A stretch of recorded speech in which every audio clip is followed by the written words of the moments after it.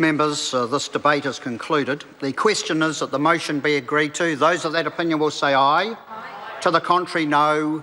The ayes have it. Taxation, Land Information and Offshore Persons Information Bill, first reading.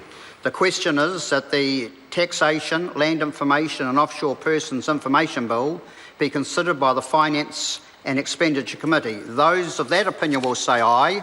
Aye. To the contrary, no. The ayes have it.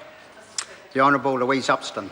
Mr Speaker, I move that the Taxation, Land Information and Offshore Persons Information Bill be reported to the House by Monday the 17th of August 2015, and that the committee have authority to meet at any time while the House is sitting, except during oral questions, during any evening on a day in which there has been a sitting of the House, and on a Friday during a week that there has been a sitting of the House, despite Standing Orders 191 and 194, 1B and C. Mr Speaker, the measures introduced by this legislation are to be implemented by the 1st of October 2015.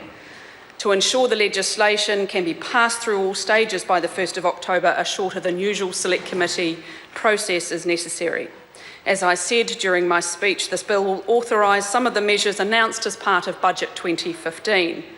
This package of measures will ensure that people buying and selling residential property for profit, including overseas buyers and short-term speculators, pay their fair share of tax. In particular, it will be important to align implementation of these measures with the Bright Line test announced by Government in Budget 2015. The Bright Line test will require income tax to be paid if a residential property other than the main home is bought and sold within 2 years, and the Bright Line test will apply to properties bought on or after the 1st of October.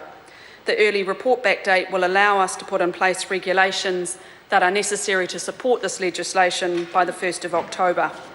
These regulations will describe land transfers and parties that are exempt from providing tax information in addition to the main home exemption. Such exemptions will only be made where the requirement to comply is impractical or involves high compliance costs, or where there is a low risk of tax compliance. The question is that the motion be agreed to. Call Phil Twyford. Mr Speaker, I didn't hear in that contribution from the Minister any kind of convincing explanation for why the Select Committee period